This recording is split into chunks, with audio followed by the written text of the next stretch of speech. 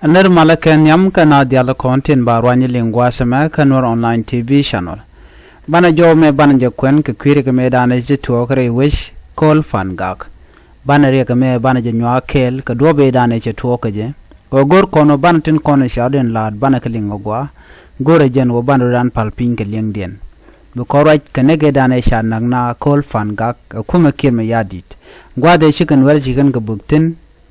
ka gunship ni ka bokan ka committee dit along a wona ka chemical weapon te chicken ka use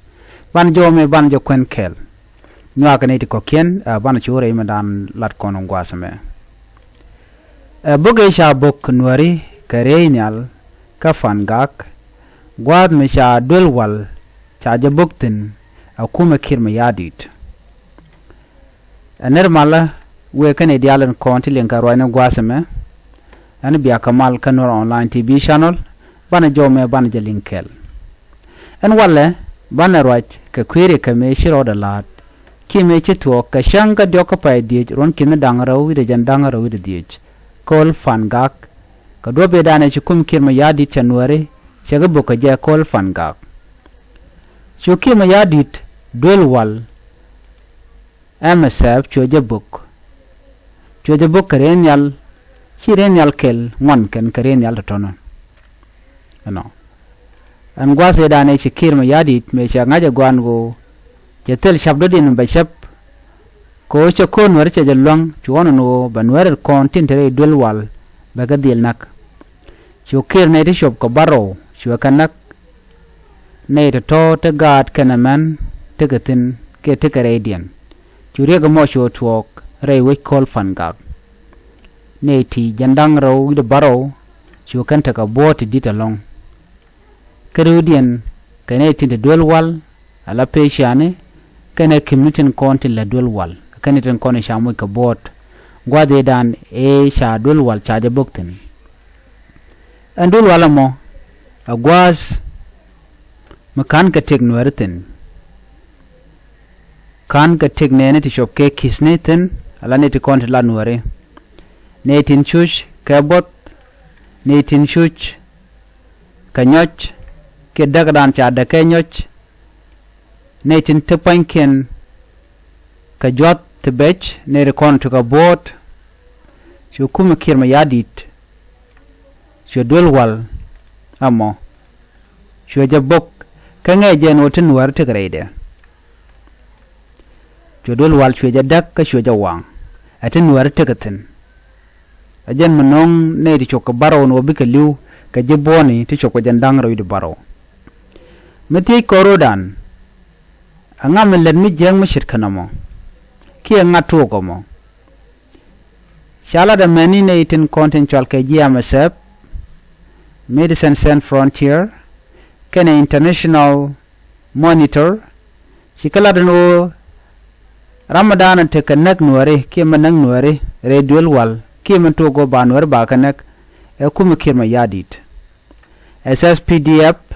karen yalien kaji Uganda kel akane te konte buko nuare gwal mi chikaren yali kana jagre we call fangak chukan wer yukan ka bok redwel wal ka ngai kana no gwad mo dol wal la gor kana gwad mi tika population midit and point en kirma yadit chukan wer re we call fangak chukan kana redwel wal si jan shangan yam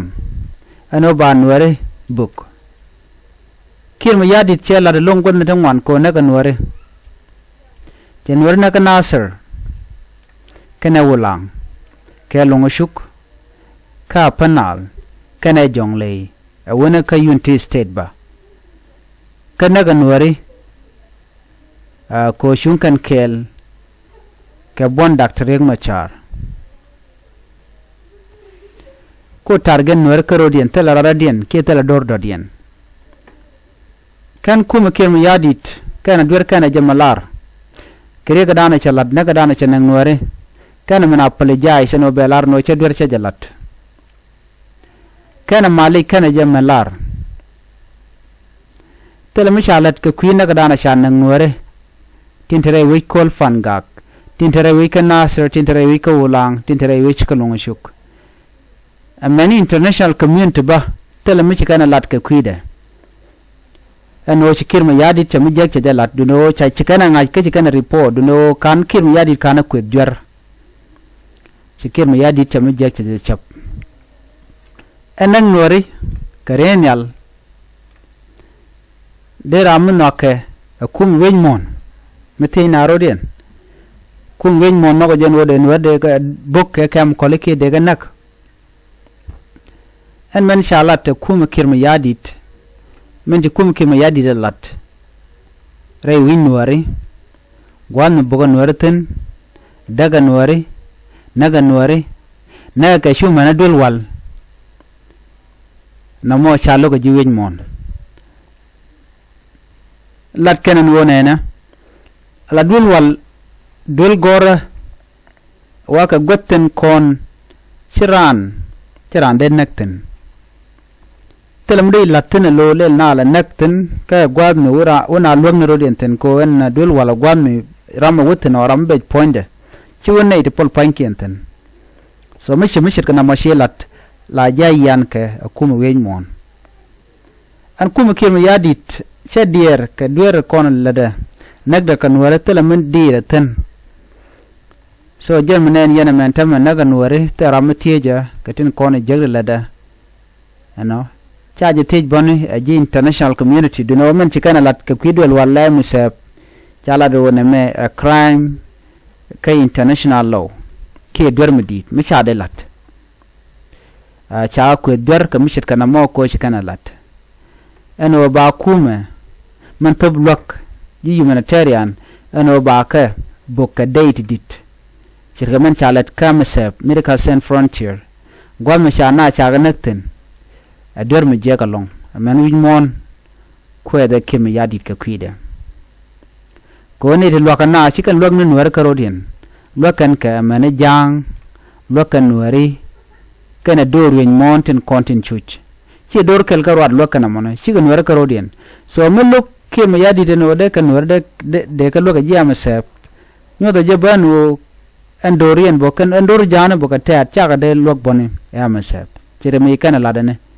ano ko gwade dana chikan wari kan ga bok chikan waldial chikan kawang ka chikan na chikan ganak de ko ro dan tijine na charu dan tij ngum bok olfan ga kaja akum kirma yadit ngum larek ki ngum shadur anwar tinte ko olfan ga man yaman olfan ga ajen tarshing nuare menten nuare bom tegaten jen gwada dan lat ka ngon nuare lat gaten ka kujamo deje dil target kum kirma yadit ko jen gwada ant bomten ala bom nuare enyok anol fan gak awit mutu bom doctor yak ma chateten ne de konen shunga doctor yak ma char tegaten ba manu kuma SPLIO deida ten wenimi ko teken ke basement tegaten ajan gwada dan tejech SPLIO teten ba duno man dini jen ajan tarching nuar man dini jen ano ka kuje moment chalat akum kirm yadit adwer ko jen ko nuar ko ka target ko ka nuare na moni reg mi chaje ga no chalat ken witin cha bo ka kirm yadit Nasser Wolang Kobo no de kolar ne chik bogo ne da drop fangak lungushuk chikan gota to chikan ga bok wona kamayom bokan ka kamu ko tenen warten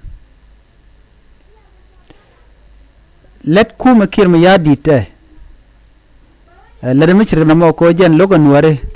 ko gore je en wodare ting nuar ke le dare jabat ke dan nuar dare kanak so mishit kana me jen do badana nakan nuare gwade dana shi kim yadi chen nuar she kan nakaja ka shanga dok ka pai di chi konte di ale lat ko din chi konangach en okum kim yadi ne de konin ko target kan nuare ana me wo bi aja ngaja no ngum shoda lat gwase dan gwade nakan nuare ten okum kim yadi che dir ga teng nuare chu man tam che dir ko ngai konan go man point de nol fan ga kan tam koroten jo me de yana lenga do badana chai non kaja bana je kala do dien chu je poru je no jin be nyoka nas ko ken ko de ti tende kan chwa mala shup de kon te ka shop lo aj ba murong kadin kon lat ko rodian ko de ti ke store ne te gor no ba link ka do bdanan to kan ke ja an biya te kamal ban je ga le rodin bye bye